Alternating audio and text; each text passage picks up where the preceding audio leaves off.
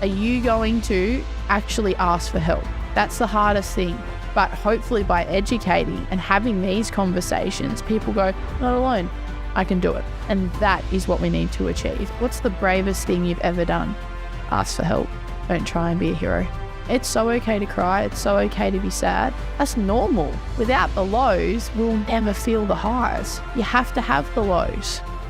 Meg Southcombe, a passionate mental health advocate and honestly, just a young woman with a go-getter attitude. Meg joins us to shed light on the profound impact poor mental health can have on the family unit, whilst highlighting the importance of vulnerability and prioritising your well-being. Why is your dad your hero? Because he just puts everyone before himself. And I know that's so cliche, but that's what made him sick at the end of the day. We're all different, and that's what makes life so exciting. You're going to meet people with a lot of different passions and stories and backgrounds, and all just going to add to your cup. And then you're going to have more wealth, more knowledge, and more understanding. It's probably going to make you a better person. Successful people come from nothing because they know how to work and they know how to have drive and determination. Success isn't the end result. Success is the journey to get there. Our uniqueness is what makes the world a diverse and interesting place. Brace you're weird. Who cares?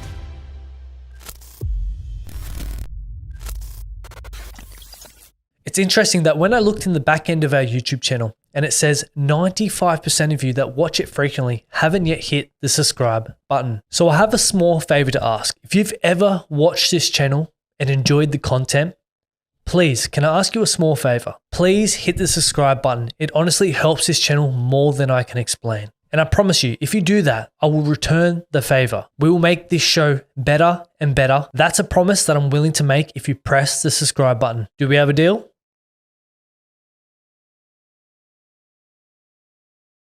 Meg Southcombe, thank you so much for making the trip down from Muswellbrook. Oh, I was in Muswellbrook HSC tutoring. Then I was in I'm living in Newcastle now.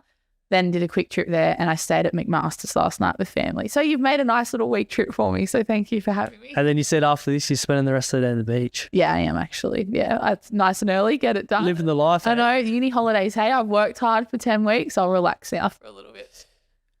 I want to start this conversation with honestly asking you, how are you today? Because we spoke about this before. When someone goes, oh, how are you? You kind of get thrown off. It can go one or two ways. People just go, oh yeah, I'm good, and brush it because they've heard it so many times. Or if you genuinely ask, how are you? People are a bit taken back and like, oh wow, how am I today? So I want to ask you, how are you? I'm feeling good and I'm feeling relaxed. If you asked me this question 3 weeks ago, I was crying on the phone to my mum because I had so many uni deadlines due. I had 3 assessments due. I was trying to fit in my training. I'm also working late nights at a bar. I'm just a normal 20-year-old trying to get by in uni. And I was beside myself. I ran myself to the ground and I was completely burnt out. I've now started to prioritize my sleep and uni holidays. I've actually taken time off work to come and holiday, and I'm with my brother who him and I joined at the hip, and I'm sure you'll get to know why. So I feel good. And I think that question, you can ask it, but you've got to be an active listener when you ask it, because as much as some people fob it off, if you're an active listener and you can see they're fobbing that question off, that's when you go, really? And then, oh, they actually care. So, that's free. And that's just, if you know the person you're asking, you're easily able to pick up on that, which I think is so important. So yeah, I'm good today and I'm ready to do the podcast and then relax for the rest of the day, which will be really nice. Yeah, it shows people that you care when you're actually genuinely asking. Because as I said, it comes up in conversation every day. Oh, hey, how's it going? Yeah. How's your day been? And people always said, just brush on. Yeah, all right. I'm like, okay, why just all right? Why are you not great? Why are you not good? Like, what's happening? I like to dive a bit deeper because it builds that connection and allows that person to feel comfortable because you're holding a space for them. And if something is going on, they'll be like, okay, I feel comfortable to be a bit vulnerable here and open up on what's happening. And it just builds such a strong connection and an outlet for people to express how they truly feel when they may not have that anywhere else. Yeah, and that's exactly right. And my friend and I, we do a thing called a check-in, because what you tend to find is then when you ask someone, well, why are you only all right?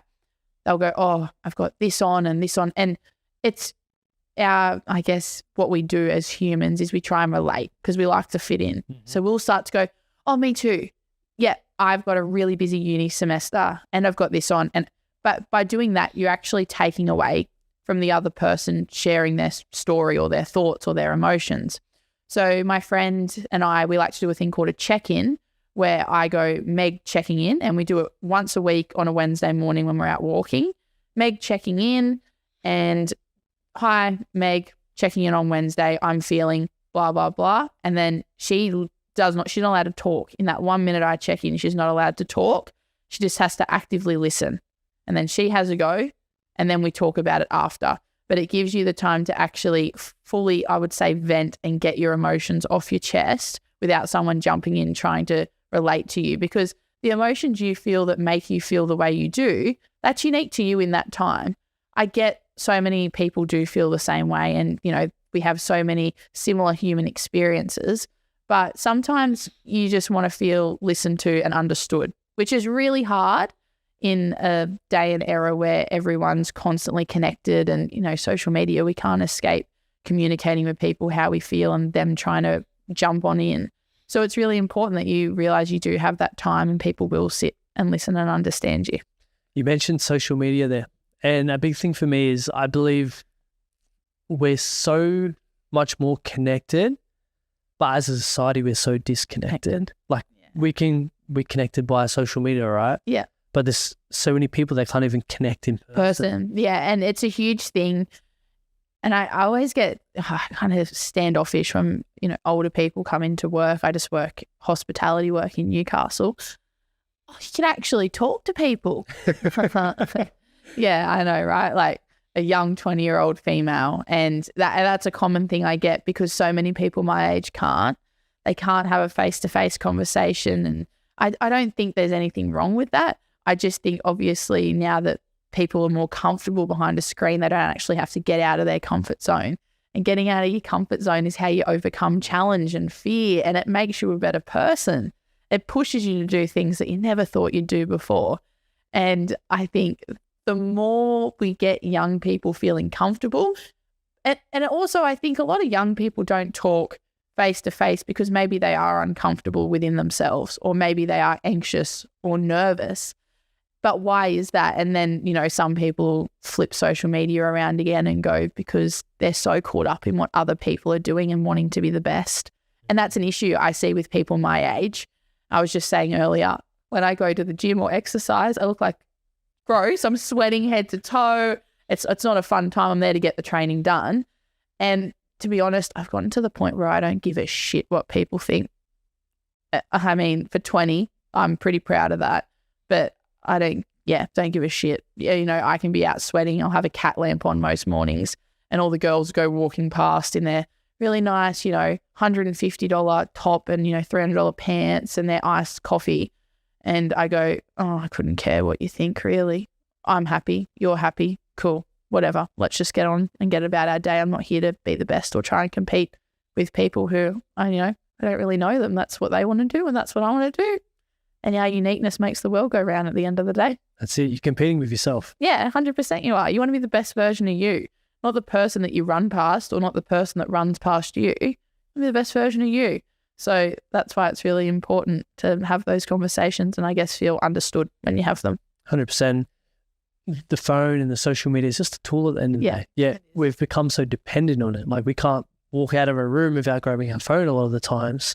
And it's that attachment. Yeah, and I give a challenge to anyone like listening that would like to try it. Go for a walk. Don't take your phone.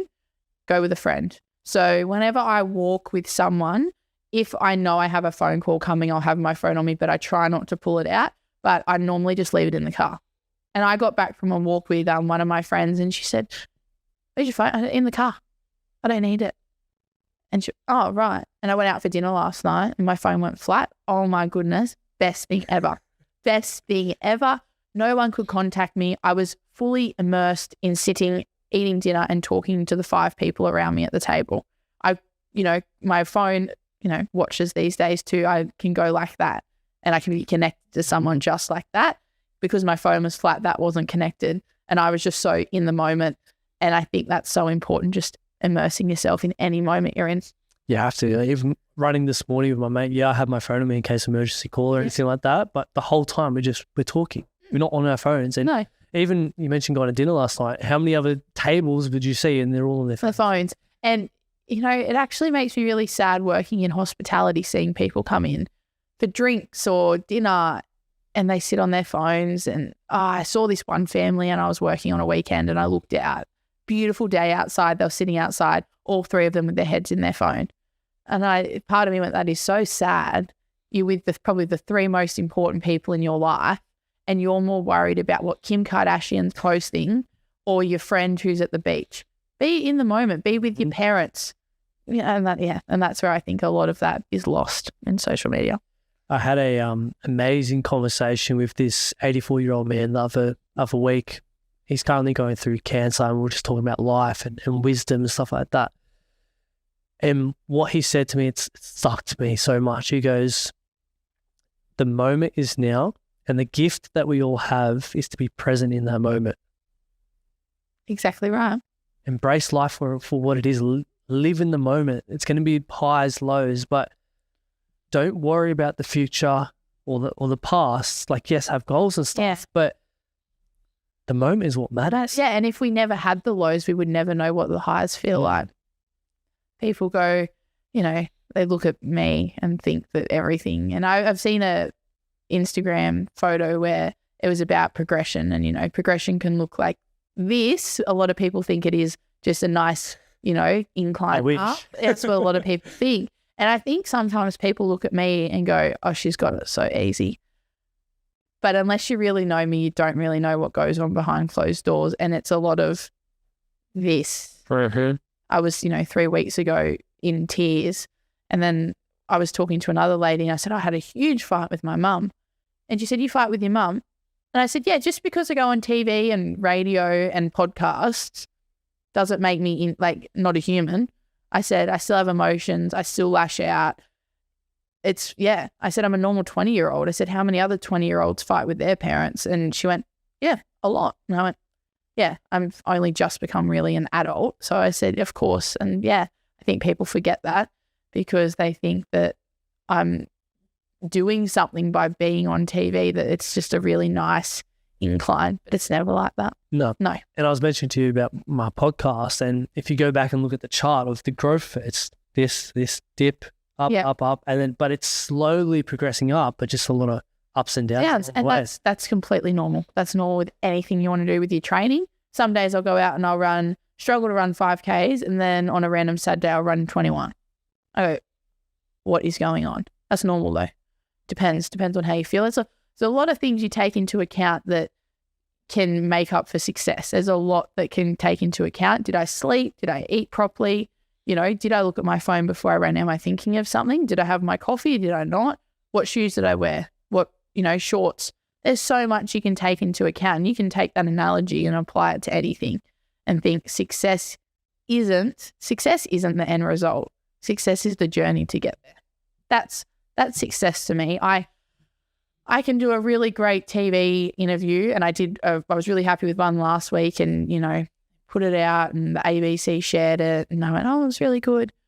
That was great to look back on, but the thing that made that more successful was the journey to get there, thinking of all the schools I've gone to, all the kids I've spoke to, and I went, that's what success is, because I've given a helping hand and pulled up so many people along the way. I can get there and talk. I'm naturally able to talk, which I'm very lucky to do, but it's actually helping the people. So it's the journey to success that's success to me. That's it. And that interview is just another piece of the puzzle. But yeah. Yep. There's so much more to come. There was so much after it. And I just think it's just a little piece. And if you get caught up in that, you think, oh, well, I'm done now. No, I'm 20. There's so much more to do. So yeah, strap the laces back on, and get back up the next morning and do it all again. That go-getter attitude. Oh, yeah, 100%. Sometimes it'll bite me in the ass, but if I want something done, I'm getting it done. And I think that comes from stubbornness of my parents that, they're very much like that, and sticking to a plan. I love goals. Mm-hmm. And I will. If I see something that I want and I know that that's where I want to be or I want to do that, I will write it in my diary, like this day I'm going to do this, and I will go and get it. and I'm very like that. And I have had people try and stand in my way and tell me, question me recently, and I don't know. This really annoys me. This huge thing, because I'm 20. When are you going to settle down and get a boyfriend? Yep. Meg, and I had a school principal. I was at the education conference in Melbourne, and I had a school principal say to me, when's it in your plan? Because we know you like plans. So when on your timeline do you think you will have a boyfriend? And I went, I'm 20. I know a relationship is something I would like, but I said, I'm too busy chasing stuff. I'm here in Melbourne at the moment, and then I go back, and then I'm back off to, Muswellbrook tutoring, and then I'm going to New Zealand for a week for a holiday, and I've got training, and I just thought of all this, and they went, you should probably slow down. And I thought, really? If I was a guy, someone would tell him he's ambitious and a go-getter, and all the girls will be chasing you, mate, but I'm told I need to slow down and stop. So I have a lot of people say stuff like that to me. And even when I was tutoring, one of the teachers at the high school said the same thing. So you don't have a partner, do you? I didn't think you would. And I went, yeah, here we go again. Yeah. And that's just something that I find really interesting from a female's perspective when you compare it to a male's. I'm meant to slow down and stop and make time for someone to come into my life. And I go, I know there's people out there who are go-getters like me, and they are wired, and they want to, get up every morning and do something that makes them a better person. And then by doing that, you help other people around you because you're a good person to be around. And I go, I know, but I don't think, this goes to anyone, you don't have to change. Be you and be true to you, and then you'll attract the right people, even with friends. If you are truly authentic, you will attract the crowd you want to be around. You know what? If there's people in that crowd who aren't probably representing your best values and morals, cut them off. Mm-hmm. It's time to let them go. Yeah, it's time to let them go. Put yourself first. You're only 20. Everyone's timeline's different, right? I know. And I don't want to, I said to someone that I work with, he has a dog, and I think that's pretty cool. 24, got a dog. And I just said to him, I said, yeah, when I have a dog, I'll have a pram. I said, not anytime soon, because our timelines are so different, and we can appreciate that because he, wanted a dog and responsibility. And I know right now that I'm putting myself first. So I couldn't do that. So yeah, it's all different for whoever you meet. That's it. And for me, a bit of a different journey. Obviously, I told you I'm a dad, so yeah. Not planned at all, but things happen. But you got to adapt and overcome. Exactly right. And I was speaking to you before around parents using their children as excuses not to go out and achieve things. For me, it motivates me. I'm like, I've got to put food on the table. I've got to put a house over the head. I've got to build a strong foundation for my daughter to be successful in life and to be the best version of herself. That entails me being the best version of me, to lead by example. And that's why I do and put so much energy into everything, because I know that, yes, she's only 2, but I'm documenting all this. No, and 2, you're saying she's just 2. She sees it though. Those first years of a child's life, so it's actually the first 100 days are the most crucial. So their brain is still growing and developing. So they're actually absorbing all of this. And I said to you earlier, I grew up on the Ironman triathlon circuit. My screensaver is literally me in my mum's arms with a Go Dad Go shirt on. I must have been like 1 or 2 years old. I don't even think my brother was born. We grew up on this circuit. So 13 Ironmans later, my dad's now hung up the shoes and the bike. But we know that's normal. Prioritizing your health, your fitness, your relationship with families. Because when you go to these sporting events, I'm not saying it has to be sport that you role model to your kids, but there's a sense of community and connection and belonging, and the importance of having that in your life. And I think seeing that as a kid, you think that's normal, and then you take that path, which you doing this is crucial to her and her future decisions, which I think a lot of people forget about, but you haven't. See that photo down there? That's last year after a race. See, I have one of those photos of my parents too. It's so normal. That was a very special moment in my life. In doing that race, smashing myself, having all these demons, and then I finish. I'm like, my daughter's right there. Yeah, and that's how I grew up too. And the number of times, and you wait, it gets better when she can run down a finish chute alongside you. Yeah. I've done that so many times, and it's pretty special. And working the aid stations, and you're passing out water to all the athletes, and then it's like, here comes Dad. It's so amazing. And now I'm at the age where I'm actually racing with him. So I did my first running event with him, end of last year, just after doing my ACL. We got back into it, and I ran alongside him. A bit slow for him. He's a bit fast, but yeah, it was amazing. And I went, Dad, from cheering you on along the side, we're now running along together, which is pretty cool. And how much stronger is that family connection then when you're going out there, you're training together? Because a big thing for me is if you're suffering together, you're building a stronger connection together. Yep. So if you're out there training, obviously you're younger, so it's probably a bit harder for you, but you're suffering together with your parent, like you're putting in the work, you're building a strong connection. He's pushing you along. And then you said like you're pushing him along and you're beating him now. So like he's like, well, I gotta keep up with my daughter. Yeah, and you get to know your parents very differently because you're in a state where you're pushing yourself and you're kind of vulnerable because you're tired and you're cranky and you just but you get to know them. And I go, you have those moments, you have those aha moments, which mine was when I moved out of home. And it sounds horrible. I fought with my parents. I was a bit of a shit of a kid. I was very good at school.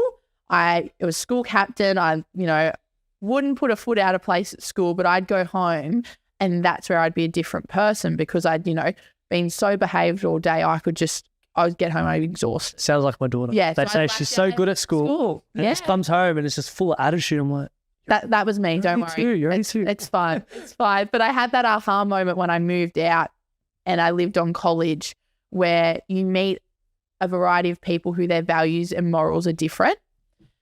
And that's when I had that aha moment and I went, oh shit, my parents have set me up on a good foot forward and they've laid down some good morals and some good foundations, which some people don't have. And I went, I'm so lucky. But I was 18 when I had that moment. So, because you're so consumed in your own bubble that you forget that there's other people out there who aren't as lucky as you. And I think you need to pop that bubble sometimes. And that's what we talked about, getting uncomfortable. And living on college for me, the first year was great. I partied. I had the best time. I met so many people. I did what an 18-year-old did. And then after I got towards the end, I went, okay, these morals and foundations that my parents have laid down are really starting to show. I don't belong here anymore. I've outgrown it. So I've actually decided to go and live with my brother because the two of us get along like a house on fire because of everything we've been through, and we are very similar. And that's what I said about if people aren't serving you a purpose, cut them out because it's only going to drag you down, which I have let too many people do to me for too long. And that's when that I don't give a shit mentality came in. So I had all three. I was going, my foundations and morals are kicking into gear. I don't now give a shit what anyone else thinks. And you know what? I can recognize when people aren't serving me a purpose anymore, time to let go. Stop hanging on. And I'll give you an analogy. If we filled this glass up here with water and I held it out and we put 100 mils in that cup and I said to you, oh, is your arm sore after 10 minutes? You'd go, no. I said, okay, well, now is your arm sore after 45 minutes? You go, oh, it's starting to get a bit sore, Meg. 3 hours. Yeah, it's sore.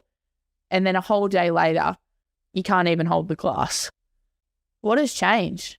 Because the amount of water in that cup hasn't changed. What's changed is how long you've been hanging on to that for. So that's why you got to let go. If it's not serving you a purpose, let go because you're only going to hurt yourself, not the people around you. It may be small things, but as you said, if you hold on to it for a long period of time, it builds up. It'll weigh you down. Yep. I love your mindset. And you speak about the foundations that your parents set for you. And what's the earliest context that we need to know about Meg that for us to better understand the woman that sits in front of us today? So Meg, oh God, I was a little terror through primary school. I always had to be the center of attention, and I have a brother who is quite quiet. So poor Will, he always gets known as Meg's brother, and he hates it. But now we're in Newcastle, I'm known as Will's sister because he's a bit of a star, he's a bit of a gun soccer player. So now I live in kind of his shadow, but we when we're together, we boost each other up. So when we're out running, boost me up. He's now studying for the HSC. I sit and tutor him. So it's a really nice balance. But I grew up in Muswellbrook, small country town. I played any sport that I could that didn't clash on a night. Our parents drove endless kilometres to get us to wherever we needed to go. Netball, touch footy. I did a bit of soccer, triathlons, swimming, athletics, you name it. We've played it. We've thrown our hat in the ring. And then I grew up. Will came onto the scene. We got along. Went to primary school. Went to a public primary school, which I loved. I'm still so close with some of the kids there. It's phenomenal how amazing that connection is there. And then I went to high school at St. Joseph's in Aberdeen, and I thought my education was normal. But now that I look back, I go, I had a really good education, and some of the teachers there have had such an impact on shaping me into who I am. Because then it got to that age in high school where you're trying to find out what your belonging is and who you are and what makes you you. So when you become an adolescent, the prefrontal cortex in your brain actually hasn't fully developed. So you really struggle making decisions, and that's why we see so many young people making poor decisions, because your brain isn't fully developed. And I went all through that thinking, oh, what do I do? And, I would say stuff like, I want to be an anaesthetist. No, I said that because people thought I was this smart, outgoing person who had to have a highly successful job. And that's what I said to you. Success isn't the end destination, it's the journey. And I went along for years telling people I was going to study medicine. I couldn't, that is hardcore stuff, and it's not for me. I can understand that it's not for me. And I went along with it, and then I got to year 12, and in this time, my brother was now playing soccer in Newcastle. So my mum and dad, amazing parents, like I said, they've driven down now for 10 years, 3 times a week to Newcastle. So that's a 3-hour trip every time they go. It's an hour and a half there, an hour and a half back for him to play. And I spent a lot of time alone. So I'd get home from school, and on a Tuesday, Wednesday, mum and dad would be at soccer, and then weekends I'd be in Newcastle. So I formed and developed independence very quickly. And that's one thing my mum has instilled in me. She always says to me, Megan, what have I taught you to be? And I go, independent, mum, and I still do it to this day. And that's what makes me me. And I think that's where I get that drive, determination, and go get it attitude from, because I know no one's going to do it for me. My parents also amazing, but they're not helicopter parents. I did the HSC, and my mum did not know when I had exams on. She packed up, and I think for Will, they were like, oh, we'll just pack up and go on holidays and we'll leave you to it. And same with uni. My mum wouldn't even know it's holidays. I pulled up out the front and she called me. She goes, so you're in Sydney today, yeah, for a podcast? And she said, I think you told me. I said, yeah, mum, I am. I am in Sydney for a podcast. And I'm actually really grateful for that when I look back, because it developed my oral communication skills, and it developed that sense of belonging that I went out and I found. I didn't go and do something because my parents did it. My parents don't have a university degree. I'm the first person in my family to go to university. So I did. I pushed myself out of my comfort zone. And then I started to realize, had this epiphany driving to school, and I just looked at my brother and I went, what do you think about me being a school teacher? I went, yeah. No one wanted to tell you, Meg, because we wanted to let you make your own mind up, but that's what we all think you should do. And here I am 2 years later, halfway through a teaching degree, loving it. And I couldn't have picked a profession that I care about more, and gives me the ability to touch so many young people's lives, which is so important. Is that what drew you to it, like that connection and having an impact? Yes. And what drew me to it, and I'm not saying I'm going to go and protect hundreds of kids, but after what my family went through, I didn't tell anyone at school because there was that shame, and the stigma was still there. This is back in 2018, so there was still a huge stigma around it. And I wanted to be that perfect, bubbly, happy person that everyone knew I was. And for some reason, associating an illness, specifically mental illness, with that type of personality, people go, oh my goodness, she can't handle responsibility. It must be so hard for her. We'll just like let her go and like grieve by like, and my way of occupying myself when I'm upset or sad is by staying as busy as possible and not changing my routine. I'm huge on routine, massive on routine. So I didn't tell anyone. And I went, if I have the ability as a teacher to help kids through times like this, or actually not even help, because that's treatment, prevent this from happening, which is my job as an educator in health and physical education, that is going to help a lot more people. And hopefully there'll be less people needing psychology appointments by the time they're 34 and shit hits the fan. They'll now know how to cope with it. So that's why I'm really pushing for more mental health and well-being to be put into the PDHP syllabus, because it's 100% linked, so we can teach it in schools. Yeah, able to give more context around what happened in that period of your life, which then drew you to be passionate around mental health? Yeah. So, nuclear family.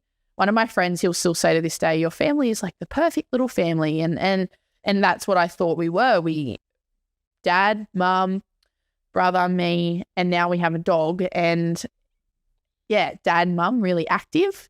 Will and I think I was like SRC at the time. Will was SRC. We both went on to be school captains. Quite a well-known family in the area. And that just went because my mum and dad, they had been together since they were 16-year-olds, and they went all through Muswellbrook High.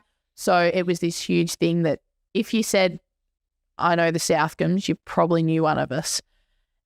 And when dad told us he was sick, we got off the bus and came home from school, and we could just tell something was wrong because we were kind of sitting like this, and my parents were on one side of the bench and we're on the other, and he was crying. And I'd never seen my dad cry. And I went, oh, shit. And I just remember this voice in my head going, nope, this doesn't happen to me. This does not happen to me. Nothing bad happens to me. And then he told us he had depression. And I went, and at the time I had no understanding of what that meant. I knew he wasn't well. He probably was fighting demons. I just had I'm literally speechless. So I had no concept of what it meant. I was a 16-year-old who has never had that talking to. The first thing my head went was, holy crap, I know this leads to people killing themselves, because that is all I had seen. And that's all the media talks about. They love a negative headline. They love a negative story. And that's all I'd heard and seen. And then that's when he said he was going to get help. And I was like, oh, I've never seen someone do this before. Go to a psychiatric hospital. So then he went and got help, and that meant he was living away from us for a while. And I didn't tell anyone. Suffered in, I would say, silence. And my way of coping with things, which has changed now dramatically, but when I did go through this with our family, I ran away. I would come home from school on specifically a Friday, because, you have a whole 2 days to get through. And I would not leave without a duffel bag because I knew I wasn't coming back. I would get on another bus and I would go to someone else's house, or I'd go to footy and I'd go and watch the league tag, and then I'd go to someone's house. And I always remember walking out and going to get on the bus, and our deputy would put us off and, hi guys, have a great day. And everyone's laughing and, oh my God, school's over. And I go, I don't want to get on the bus. I don't want to leave. Like, can I just stay at school? This is just going through my head. And that's where I said to you earlier, I've gotten to this age now at only 20, and it comes for people differently. Some people might never have this epiphany. Some people will have it at 20.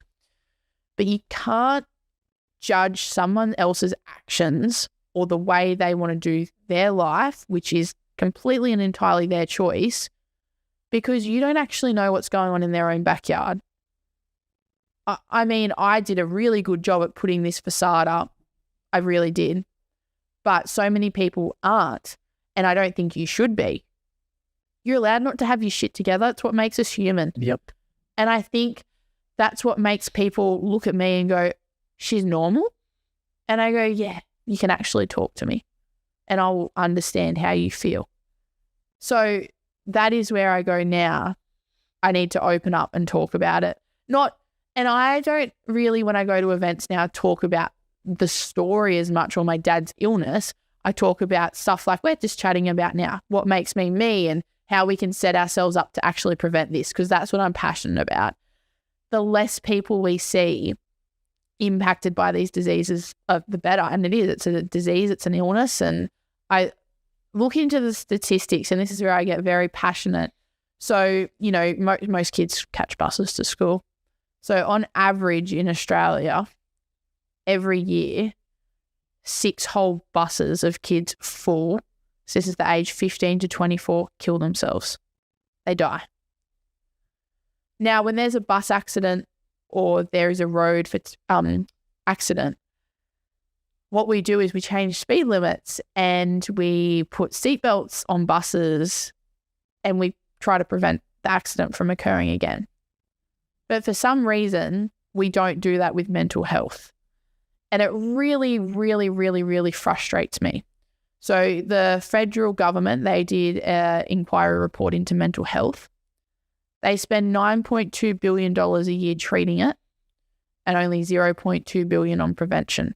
Really? They seriously, like, think about that.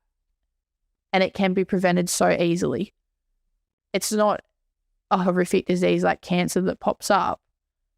It's a disease that occurs when you don't know how to self-regulate your emotions and set healthy habits and talk to people, which we can prevent. It is so preventable. And it just, it makes me so angry. And yet, as a government, once again, we would rather prioritise teaching kids how to drive. So in New South Wales, the legislation outlines 120 hours have to be taught. So road and vehicle accidents are the second leading cause of death. For 15 and 24-year-olds, the leading cause is suicide. But yet we'd rather spend 20 hours teaching them how to drive safe. When are we teaching them about how to look after themselves? Which is what keeps us all going. Yeah. I just go, really? It's ridiculous. It's stupid. It's so silly. And it's preventable. That's the thing that gets me. Yeah, I 100% agree. It's preventable. And I sent you a message about this last night around that paper that you did. And what stuck out to me was the wording around, you mentioned contracting depression, which makes it out like you can contract it like any other illness. Explain that to me. I was intrigued and I was like, do I question all this? No, yeah. So I was like, I'm putting it out there. I want to know more about your viewpoint around that. And that's why I think I ran away from the problem when all that was happening, because to paint a visual representation, I kind of have spoke about my dad being really active. Iron Man, grew up just knowing that fitness was pretty much what he loved, and it was his favorite thing to do when he wasn't with us kids or at work. He would be exercising. And you'd get home and he'd be curled up on the lounge in a ball and wouldn't move. Oh my God. Like, sorry, this isn't my dad. So you think now, the 3 people who spend the most time under that same roof, you start to not mimic, but you start to see that and go, oh, well, now I've got to stay here and look after him. You don't have to. And that's why he went and got help, because he could see the burden it was bringing onto us. But then you think of my mum, who then she was looking after him, working, driving to Newcastle for my brother to train. Prioritizing sleep. When was she meant to do things she loved? She didn't. That could also be a coping mechanism as well. That's exactly right. Keeping yourself busy and trying to keep yourself busy in a sense that you are fitting in things that you want to do. So now she's not exercising. Now she's starting to feel pretty shit. And I think the first thing you've got to do when something like this happens, the individual who's suffering has to actually go, yep, I need help. What's the bravest thing you've ever done? Ask for help. Not, don't try and be a hero. Don't try and be courageous. And there's this such the wrong definition for courage. So courage in Latin actually means to be open, honest, and vulnerable. But in today's modern society, we think to be courageous, we have to be tough, brave, and fierce. please. That's not actually what it means. You're doing the word no justice by doing that. So the bravest and most courageous thing you can ever do is ask for help. When you feel like you're drowning, put your hand up and someone will pull you out. But then also, what are we taught when you do, doctors A, B, C, D, and you're doing first aid? The casualty who you're treating is the last person for safety. You always look after you always prioritize yourself first. On the airplane, put your own mask on. Yeah. You can't help someone else unless you put your oxygen mask on first. You can't. You just can't do it. I can't go and give someone CPR and try and drag them out of a rip if I can't swim to get them out of the water. You've got to prioritize you first. And that is why it's so critical that when people are unwell, they can, and I think that's why we have such an issue with this, because people then try and hide it and be courageous for the wrong reason. It's then too far down the track that now, oh my God, I'm too far gone. I should have got help 3 months ago. Because they feel like they're a burden. Yeah, exactly right. And they're not. Oh, you know how much better I felt when I knew what was going on with my dad? I was like, now we know. We can nip this in the butt. It's like when you go get your skin checked and you get a mole cut out, you go, yep, we'll nip it in the butt now. It's the same as anything. You leave a broken leg longer and you keep walking on it, the worse it's going to get. You go and get a cast and get your leg fixed up, you'll be back running before you know it. Are you going to actually ask for help? That's the hardest thing. But hopefully by educating and having these conversations, people go, not alone, I can do it. And that is what we need to achieve. And you know what? If you then don't prioritize yourself when you're around people in these situations, it can rub off on you. And that goes for anything. I'm not talking about mental health now either. I'm talking about running. Are you friends with people that run? Yep. Am I friends with people that run? Yep. Does that rub off on me? Yep. It's your environment. Yeah. So, you're a makeup of your 5 closest people that you spend time with. 5 of them. They make you you. And if you're looking at yourself in the mirror and going, oh my goodness, why did I do that? Or am I not being the best version of me? Or God, this is not who I am.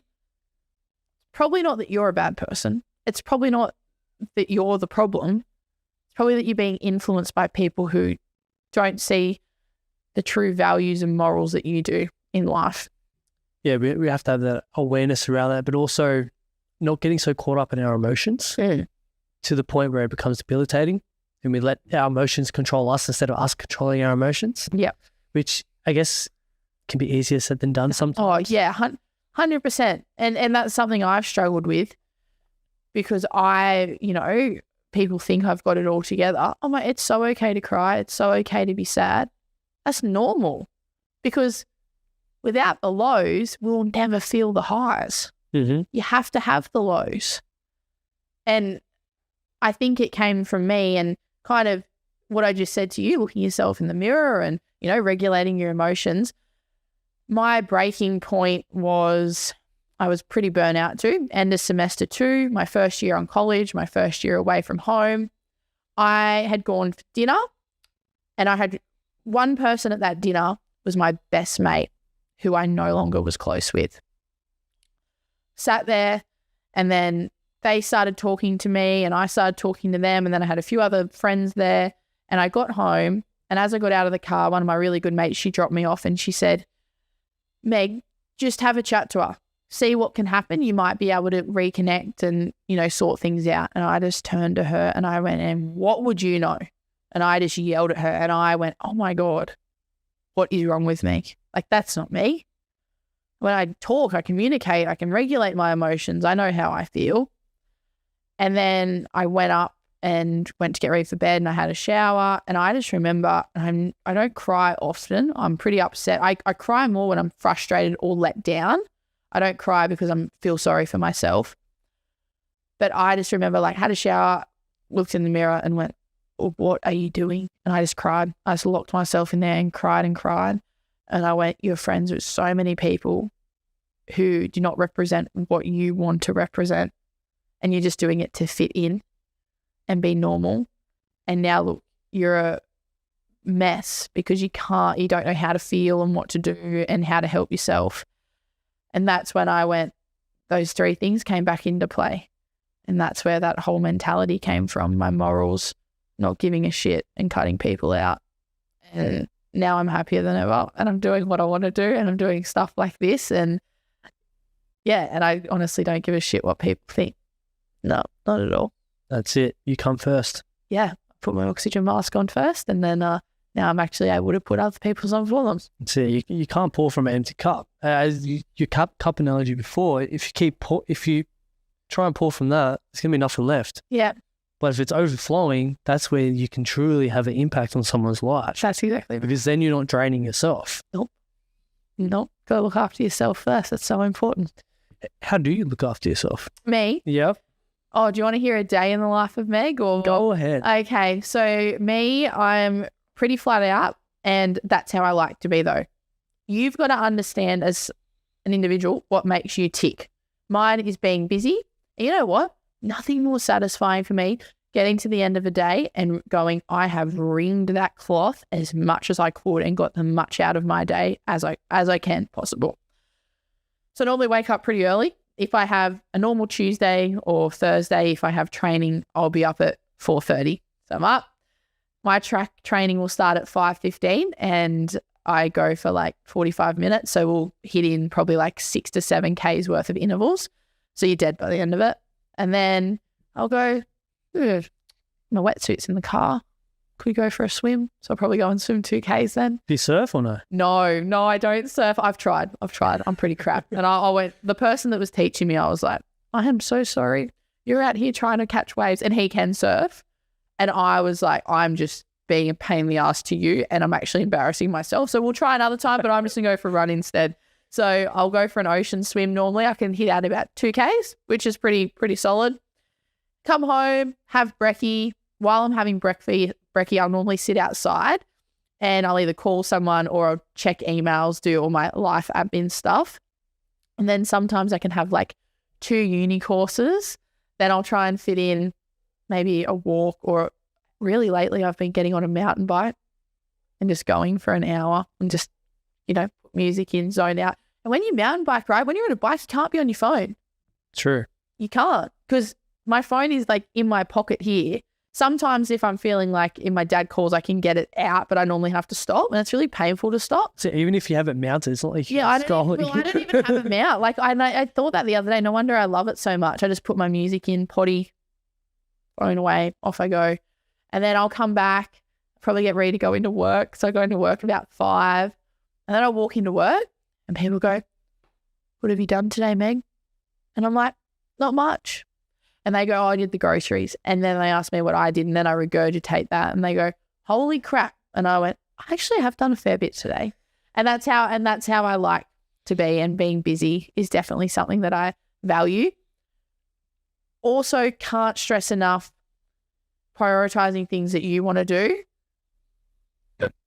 Took a bit for me to get there with that whole prioritizing me, because obviously being young, which is so fine, and you're meant to get out there and have fun, partying is huge. To be honest, I don't want to go and get absolutely blind drunk on a Tuesday night. For my birthday, will I go and have a party and a dance and bring all my friends? Yeah, which happens once a year. Time and place. Yeah, time and place, exactly right. If I'm going, I've got a uni exam on 9 a.m. Friday morning. Do I want to go to like the Jasmine Hotel on a Thursday night and get shit-faced? No, I don't. That's where you've got to draw the line and go, I need to set myself up and put my priorities first. Never used to do that. I used to try and jam more into my day and I'd be going then off no sleep. Now I've just learned to say no to people.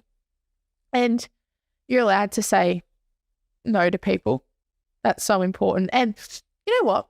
Some people actually will try and find an excuse. Oh, I've got the doctors. Or, oh, sorry, I actually can't. I've got a uni course. And none of that will be true. Like they'll just be laying at home. Just say to the person, sorry, that actually isn't my cup of tea or my thing. I would much rather go for a run, or I would much rather sit at home with my family. Do that. Be honest. And you feel so much better about yourself. And then they're not going to catch you out in a lie either. Just be honest. Don't try and be something you're not and try and say, oh, well, I'll make an excuse to make that person feel better. Just say, no, I don't want to do it. I want to go for a run. I do what I want to do. Because at the end of the day, you're the one that keeps ticking, that keeps going, keeping you going. No one, no one's going to really help you that is like a distant friend that is all the way that you catch up once a month with. The people closest to you is who you need to prioritize. And if you want to go for a run with one of them and not go out and party with 40 people who you'll probably never see again, I'd say go run with the person closest to you. 100%. That's something that I need to get better at. Yeah, it's hard. Oh, it's hard. For me, like growing up, anytime I needed to get out of something, I was like, what excuse can I make? Like, yeah, that's hard. And then we got this weekend, for example, it's the NRL Grand Final, and my partner wants to go watch it with her friends and stuff like that. I'm like, I actually don't want to go do that. Yeah. Like, I love you, but go spend time with your friends. I'll stay at home with our daughter and I'll watch it at home because I don't want to go out. Yep.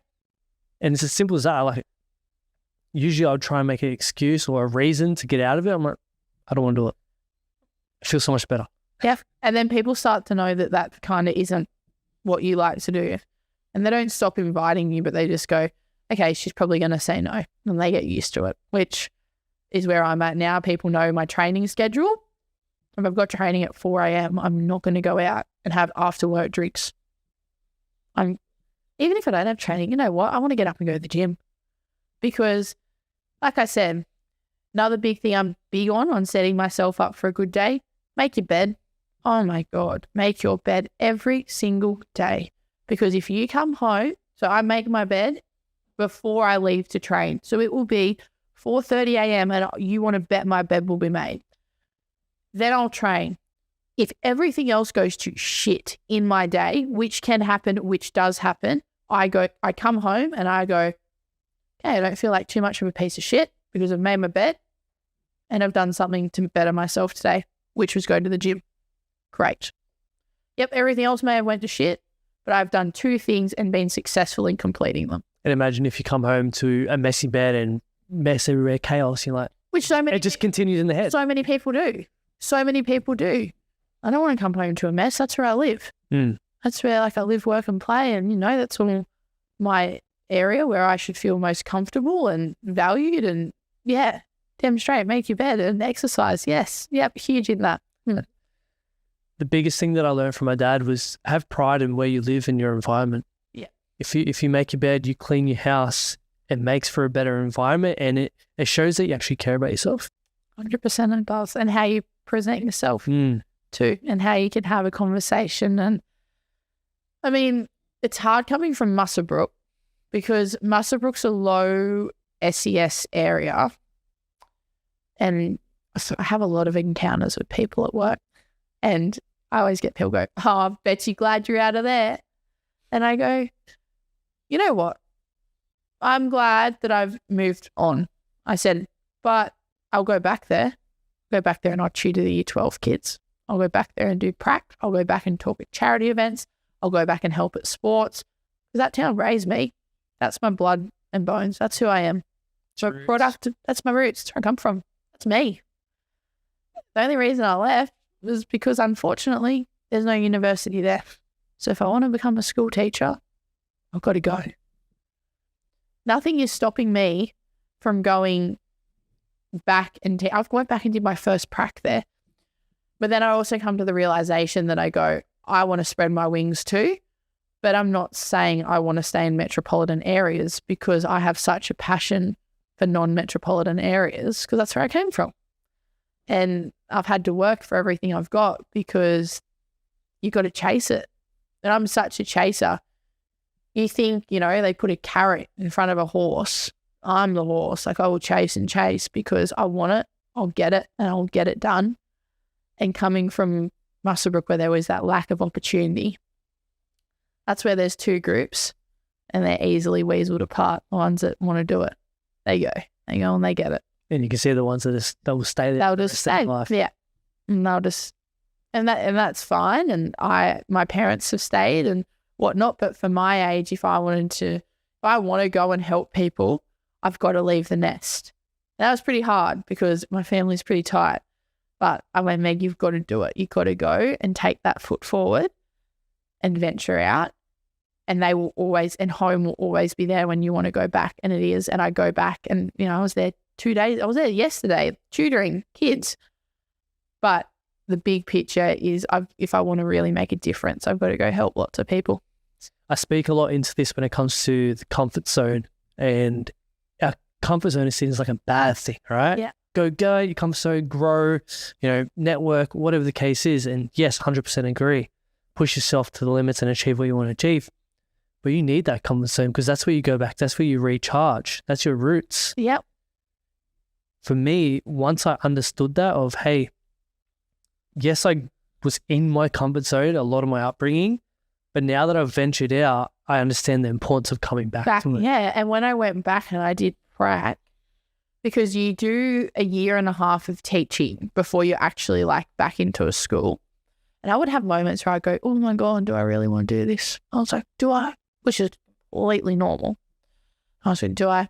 And then I went back and I did prac. And that's where I went, this is why I do what I do. And for some reason, any interview I've done now or anything, I will always reflect on my time doing prac back in Muswellbrook and go, these kids need help. Education is so important, and so many people in low SES areas struggle to get equitable education. Like, I was talking to one of the boys I was tutoring. So he is from Muswellbrook and his parents have sent him off to boarding school, but he came back to be tutored with all his Muswellbrook friends because that's his roots. So he came back and he actually felt embarrassed saying some of the facilities he had at his school because he went, I have, a full gym and I have like school physios and I just went, 10 tennis courts. I've got one oval, which we put 600 kids on. And that's what it makes me so passionate to go, these kids need opportunities. They need passionate educators that are going to give them to them. And that's why when I went back, and you could see these kids have so much potential. I went to one school last week and I had a little girl, she was year 2 and so she was about 8 years old. She walked over confident as anything. Miss, I can throw a better footy pass than you. I said, oh, can you now? She could. And it was a spinner too, and she could throw it for probably about 7 meters. And, an 8-year-old. My uni lecturer and I looked at each other and we went, you see that? And she went, yeah. And I went, right. So we went up to her, what sport do you play? I don't play sport. Come from a family of 7, so I'm not allowed to play sport. That's where we went. And this is why our school system, a low SES school, she won't get those opportunities. Bloody hell, she could play sport better than all the boys. And she'd probably beat some of the kids in the private sector. But that's where we've got to have educators that see this, value this, put their students first. They're in the career for the right reasons and take the kids. Because without that, there's no progression for them. And that's where you've got to allow kids to see their dreams and see their passions and dream as high as anything. Because we have this issue now where people who are happy sitting in the slower lane of life like to bring down those who go past in the faster lane. Tall poppy syndrome. Yep. So I'm only 20. Yeah. And, I hate saying, I have a fuck you wall or fuck you notes on my phone. And it's where I write everything that people told me I couldn't do it or to stop. And it's always older people. And I think really reflect, if you're an older person doing this to someone younger, they are the future. So you should be giving them a helping hand and pushing them along the fast lane. Prime example, I had a guy, 26-year-old. Meg, I just think they put you on the news to be outspoken by mad, awesome, thanks, feel good about myself after that. You can't be smart and pretty. You have to choose, Meg. What one is it going to be? Someone said that to me when I was 14 years old and he was a 50-year-old employee. He employed me. I was 14. was at a conference in Melbourne in August. Got in the lift. I had a speaker lanyard on. Old man looked at me and he went, "Oh, girl from the ABC." And I went, "Yeah, go on. I really like it." "Yeah, I don't really watch it." I said, "Oh, well, if you want to hear me talk, definitely." He goes, "No, I don't really watch it," like I said, "but I understand why they put you on. Look at you." Straight out the lift. I went, "Yeah, thank you." Because of, young girls, our appearance and what we are. And I get it. I've got blonde hair and I'm 20 and I'm active, but we're so much more than that. And so many people have said horrible things to me, and take it in my stride, write it on my fuck you wall, and off I keep going. And I read that anytime I go, "Should I?" And I go, "No, Meg, yeah, you should. Yeah, you should. Prove them wrong. Prove them wrong." And that tall poppy syndrome crap needs to stop, because going back to talking about the people who ask me if I have a boyfriend yet, they go, "Oh, you would be perfect with someone older." And I go, "No, it doesn't really work," because they see me being a go-getter. And it's not even doing stuff like this. It's because I want to get up at 5 a.m. and go for a run, and they try and pull me down. I said, "I'm sorry, but I don't want to lay around. That's not me, and I can value that that's not me. I'm a go-getter. Let's go do stuff." So the tall poppy stuff has got to stop. And that also comes down to not judging other people, because you don't know what's going on in their backyard. And I'm sorry, if we are all so perfect and so good and have that, no one is that perfect that they can tell someone else that they're lesser than what they are. You can't do that to people. Our uniqueness is what makes the world a diverse and interesting place. Like, we're interesting. Be interested in someone and be interesting. That's so hard to do for some people, but it's so easy when you learn to do it. Listen, be interested in them, and be interesting. Tell them really who you are. Be authentic, be unique. Embrace your weird. Who cares? Stick to who you are and who gives a shit. Yeah, damn straight. And that fuck you wall's a really good thing if anyone It sounds a bit big to me. There's more. I know. I actually looked at it the other day and I was like, I've got a few to add. But yeah, it's just on my notes. And whenever anyone says something pretty hurtful, I jot it down, and that keeps me going. The way I see it is, people who put time and energy into trying to drag people down, it's bringing out their own insecurities. They're seeing you, young 20-year-old, going after it, achieving goals, and they're like, "Oh, what have I done in my life?" And it's like a comparison thing, and it brings out their insecurities. So they try to bring you down to make themselves feel better about themselves. Yeah.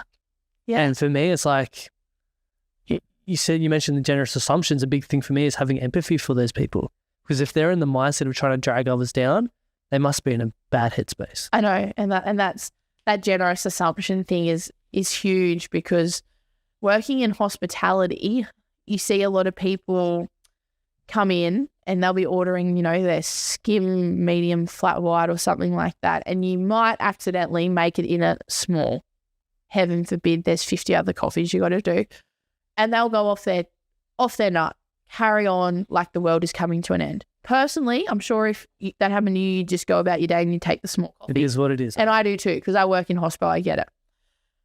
And instead of lashing out back at them, or this goes for anyone, if someone is like lashing out at you or, going off, just genuinely look at them and go, are you okay? But don't say it like in a smart way. Just go, are you okay? And most people will be taken back and they'll go, no, I'm actually not. There you go. It was that easy. And that's that generous assumption of, you don't know. They could have a child in hospital dying. They could be going to work knowing that they're going to get sacked. I'm just making their coffee. I'm just a small blip of their day that can have an impact though. So that's why you've got to make generous assumptions. How many people pull out in front of you and you go, you mouth off and road rage at them, be driving to hospital. You never, ever know. So that's why generous assumptions are just so important. And when people try and drag me down who are older than me, I just go, thank you. I act like I've noted it and, yep, thank you. I'll take that into account. Water off a duck's back. Quite literally, I've had to get to the point now where it's just straight over my head and I've got my eye on the prize and I've got to keep going. And then that also comes down to those 5 people I spend the most time with. I always know they've got my back and they are pushing me to do better. I could come home from uni and dead set get a 96 out of 100 in an assessment. My parents would go, yep, you can still get the other 4. Push, push, push. You can run faster, jump higher, you can do it. And then when I do achieve something really big, they're all there cheering and they'll come and celebrate. Yeah.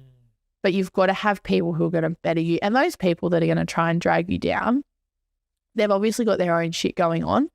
It's not your job. Your job is to ask them how they are and communicate with them and put them on the right path. But your job is not to fix them. You're not a psychologist. You're not a doctor. You're someone in their passing. Your job is to assist them in realizing that maybe they do need to go and seek some help. Not your job to fix people, because then that just drains you.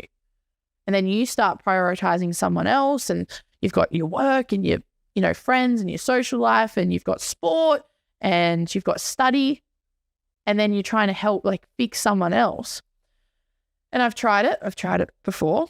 And imagine you're like a phone battery. I'd start the day full and by the end I'd be on 20% and ready to punch someone. So look after yourself. And they say the younger generation is not resilient. Oh, we're the most resilient. We've just done through COVID. I did a HSC through COVID and I went from studying with people, studying to locking myself in my room. I did exams. I did 3-hour exams. I did 6 of them at home. You lock yourself in the room. Off you go. Trying to work through that. They're the best. That's meant to be the best year of your life. You're finishing school. You're with your friends. You'll go out and party and, you make all these social connections. We had to do it all differently. And then, within the blink of an eye, oh, yep, school's back open, HSC in person. So we had to adjust and go back and we'd never done a 3-hour exam in a hall so yeah, we are resilient, and being resilient isn't something that comes natural. And I think a lot of people think you're born with resilience. You've got to be able to practice it. It's like anything. If you want to be good at it, you got to practice it. So like I said, now water off a duck's back. When people say something to me, it's like a ball, keeps coming back, keeps bouncing back. Every time resilience, you've got to bounce back. But you've got to practice it. The first time someone said something nasty to me, I probably turned around and was like, you're an asshole. And it probably would have been my dad and I probably would have said that to him and we probably would have had a huge fight. Now, thank you for your opinion. Noted.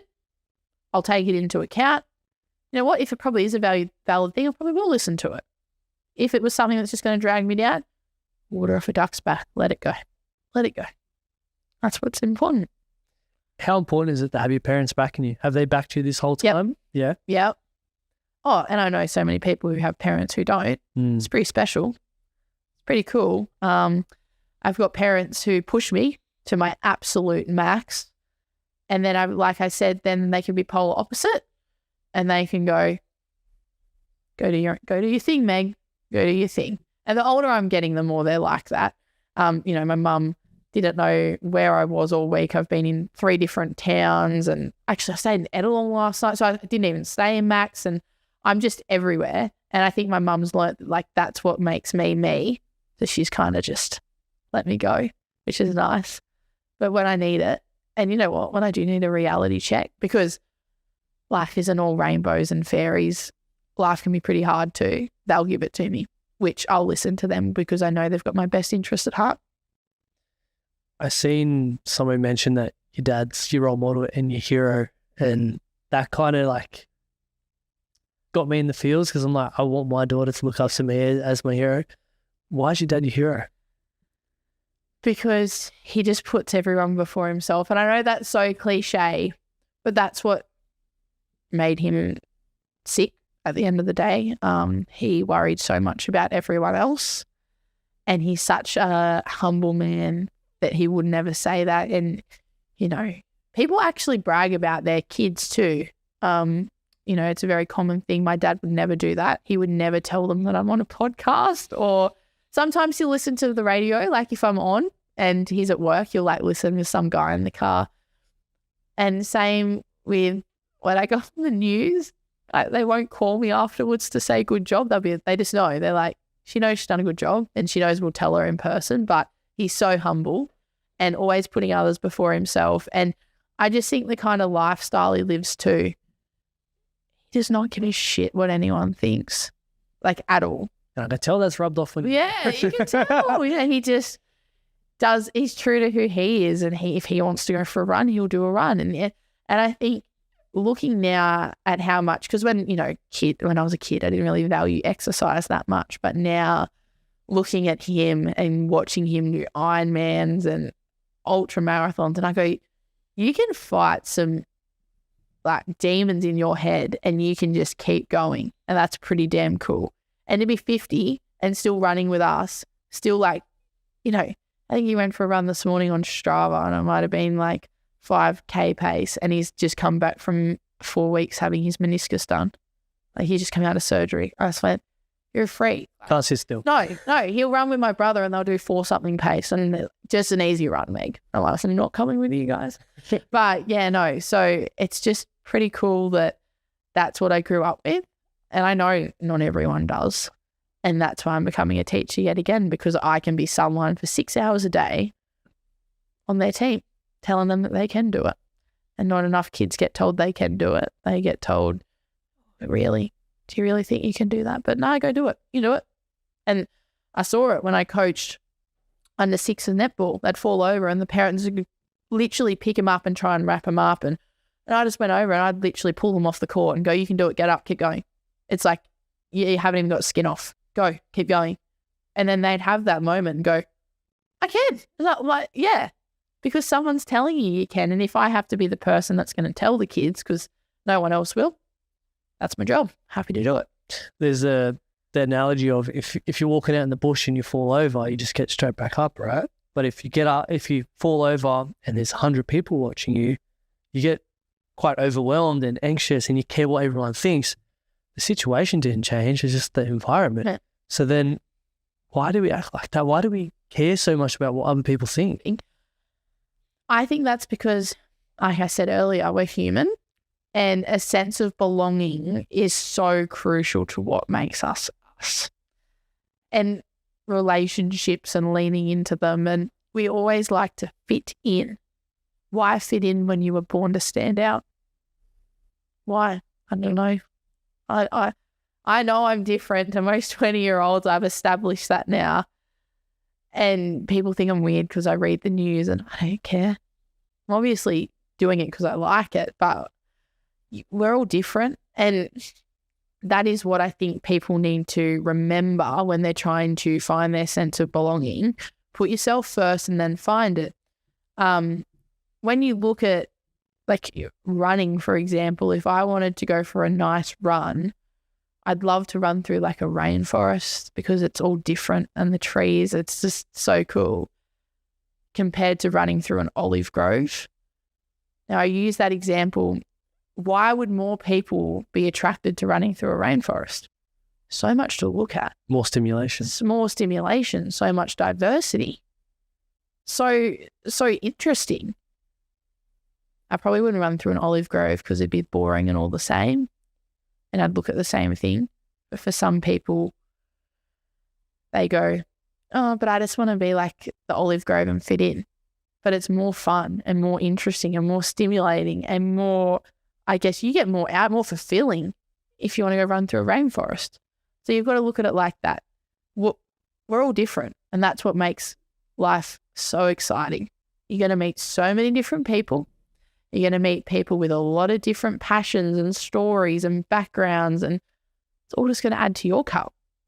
And then you're going to have more wealth, more knowledge, and more understanding. It's probably going to make you a better person. Couldn't agree more. Yeah. What do you want to change in the schooling system when you finally become a teacher? Because I mentioned, I'm a dad with my daughter, and for me, it's like there's a part of me that doesn't even want to send my daughter to school. I want to homeschool her because then I, in a way, can control what she's learning and stuff like that. And I see there's a lot of great people going to schools and doing the programs and stuff like that, but there's no integration after that, I don't feel. It's like they do that one day thing and it's like, okay, well, why are we not continuing? Why are we not continuing to take action? What action do you want to take? I want to be a teacher who's there for the right reason.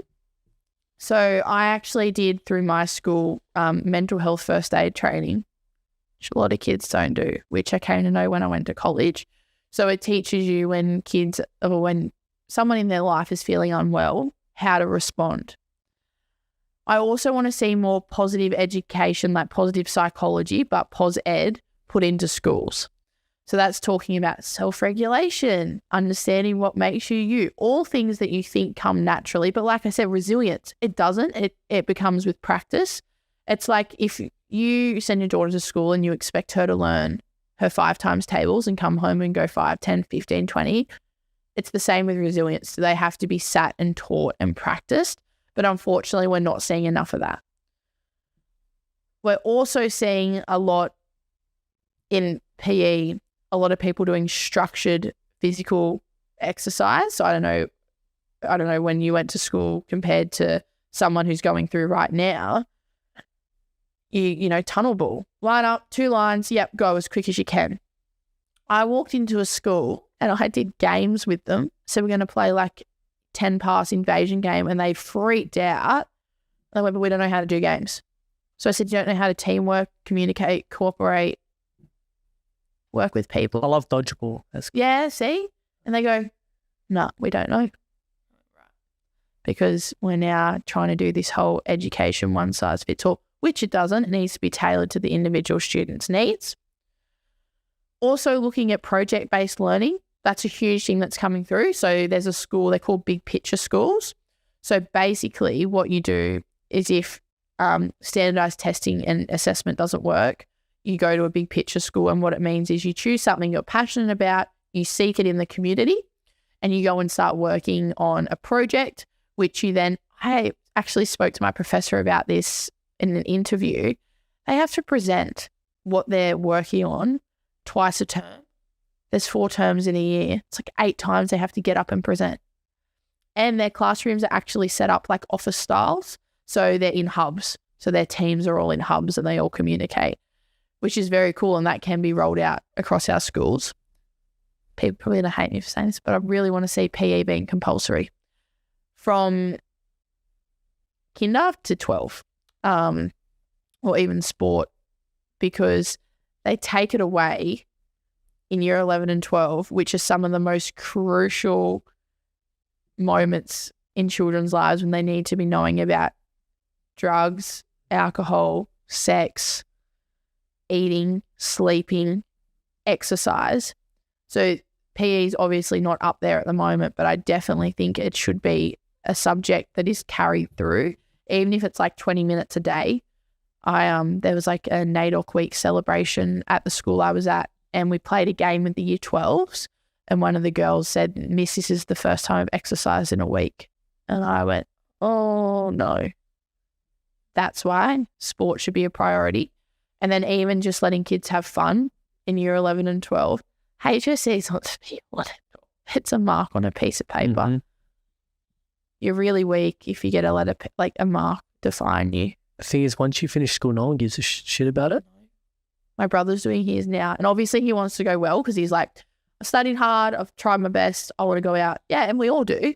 I got an ATAR that I didn't like. I didn't even get an ATAR. Who cares? And we're sitting here having a conversation. Who cares? Just because you got a really good ATAR doesn't make you more successful. Successful people come from nothing because they know how to work and they know how to have drive and determination. I mean, I guess if you look at it that way, everyone can be successful in any avenue they want to take. So that, and I mean, I want to be a teacher where the kids listen and learn and you put them first because they're your priority. But basically, PE is a huge thing that I think is really important because I've come to realize not enough kids eat veggies, sleep, fruit, exercise. So many kids don't play sport. Mortified me going in, thinking these kids are 16. When I was 16, I went away on a hockey trip. I've never picked up a hockey stick in my life, but I went away on a week hockey trip playing in Sydney. Loved it. I went why are kids not playing sport? Because, we've just come through COVID. The parents have stopped. Now they've got no one telling them they should. Really important that your kids play sport or exercise. So that is why I want to become a teacher, and that is what I want to change. I want to focus more on preventing it, and we can prevent it through PE. When I'm saying preventing it, talking about mental health and poor wellbeing outcomes, we can prevent it through PE and looking after ourselves. Everything we spoke about, you just funnel that in and deliver that to kids. How many periods a week do we do PE? 2 to 3 times. Job's done. Less people in the GP's office, less people clogging up the psychologist offices as well. Well, it's probably going to go around a lot more efficiently and faster and effectively. People think it's a magic trick to try and get your mental health No, it's on not. top of it, but you focus on the fundamentals, your fitness, what you're consuming, your mindset, meditation, breathwork, all these things, which I believe they should implement in schools as well. That every student should learn how to meditate and breathe. Yep. How much more calmer, how much will they be able to regulate their emotions better? That's exactly right. So then they will be more focused in school. They'll apply themselves a lot more. They'll be able to open up and be vulnerable to not only their own friend groups, but to teachers and everyone like that. That's how I reckon school should be. Yep. Focus on well-being, and the rest will take care of itself. Exactly right. If we have kids with a heightened sense of well-being, that's your job done. Because they'll find their passions, they'll find what they want to do, and then the rest is up to them. And they'll have that resilience, and they'll have that ability to bounce back when shit hits the fan, and they'll have that ability to try again, and they'll have that ability to back themselves. They've been taught it. Not that hard, really, is it? No. And realistically, we don't really need lots of funding for it either. We just need good, passionate educators who are in it for the right reason. That's free. That's it. Yeah, there's so many schooling systems that are labeling all these kids because they can't sit in a classroom and pay attention and do what the curriculum says that you need to do. But actually get to understand that kid. What's going on in their home life? What's happening? Why can they not focus? Because they're not passionate about it. Yeah. They want to be out playing sport and being active.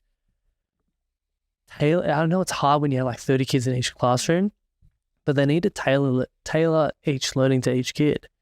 100% they do. And I look back now at a lot of the boys that dropped out in year 10 because they were that kid that didn't want to be there, and their passions were with cars and machinery and metal and woodwork. Half of them now, one of them actually is getting ready to do a house deposit. He's 20. Found his passion, set himself up, put himself first. There we go. I mean, I'm a little bit behind him on the finance side, but I'm doing what I love too. And it's really nice when we all catch up now and we all go, holy crap, where are we all? One of my friends just got back from 2 years in Europe because her passion was travel and meeting new people. And now when we get together, we've got so many different experiences to all talk about, and it's pretty cool. That's pretty special. That's what I was going to say. That's what makes it great, that you are also unique and you're on different timelines, because when you get together, you got so much to talk about. Imagine if you're all the same. It's like, oh yeah, did this. Oh yeah, same. Like, there's no differences if you're in that herd mentality. You got to be unique and go out and do your own thing. Yeah, you've got to run your own race. Got to be you. You've got to be true to who you are. Yeah, really important. Meg, this has been an amazing conversation. Before we do our closing tradition, is there anything you want to leave the listeners with? Those 3 things, I've hounded them the whole time. Have your morals, have your values. Don't give a shit what other people think, and let go if things aren't serving you a purpose. And a favorite analogy for that is a plant. I'm really bad at keeping plants alive, but if you buy a plant from Bunnings and you come home and you plant it and you go to bed and you wake up the next morning and the plant's wilted, you never go, oh, that plant is so shit. You go, oh my goodness, I need to water it. I need to move it into the sun, maybe cut off some dead leaves. I need to make sure it's taken care of and its environment's good. Tend to the plant. Nurture, look after, water yourself. That means exercise and meditation. Do that. Cut off things that aren't serving you a value. put yourself where you think you'll thrive. And once you're there, half the job's done, because then your morals will fall into place. You'll be surrounded by people who have your best interests at heart too. And then you'll just be a better person. It's not hard. Listen to yourself. You know more than anyone, better than anyone, what you need. Love that. Where can the people find you? Because I'm sure there's going to be a lot of people like, I want to jump on this girl's Instagram, check it out. Yeah, no, my Instagram's Meg_Southcombe. So definitely, and I have so many people send me messages, and on Facebook too. Whenever I get off like the air, I'll always message requests, and I just love them. They make me smile so much. So get in contact with me. Definitely. I have LinkedIn too. So that's just Meg Southcombe. And yeah, get in contact, have a chat to me, send me messages, let me know what you think. We have a closing tradition where the previous guest leaves a question for the next guest without knowing who it is. So the question for you, Meg, is what are the day-to-day things you do to make you feel good? Do you find yourself doing them as often as you would like to? Yes, day-to-day thing is exercise. Yep. Have to exercise, and I actually have to have a routine. Most people are going to find this stupid. I have 3 calendars. I have a diary, which sits on my desk. I have a yearly calendar and a weekly planner on the fridge. So I have to have everything scheduled, and I like to follow that through. I love a plan of attack. But yeah, exercise. And do I do it every day? Pretty much. Do people tell me I shouldn't? Yep. But I know if I don't exercise, I'll be horrible. I'll be cranky by the end of the day. So even this morning, I knew I had to leave around 7-ish, and I was like, oh, I don't know if I can fit it in. Just go do a 5K run. 25 minutes. That's it. So yeah, that's what I do day to daily. Do I find myself doing it often? Yeah, every day, because that's me time. That's when I'm by myself or I'm with people, but that's my relaxing time when I'm most happy. Filling up your cup. Yeah, fill that cup right up. Meg, thank you. The way you articulate yourself and you go-getter attitude, you're on a great path, and you're going to have a massive impact on the next generation, especially young women coming through to look up to you and like, wow, she doesn't care. She gets after it. She's achieving the things that she wants to achieve and not letting people put them down. So keep doing you, and I'm excited to follow this journey, and thank you for making the trip. As I said, you're my first female guest in probably 1 or 2 years now. So I wasn't sure what to expect coming into this, but your energy and the way you hold yourself has been amazing. So thank you. Thank you so much for having me. It's been an absolute pleasure.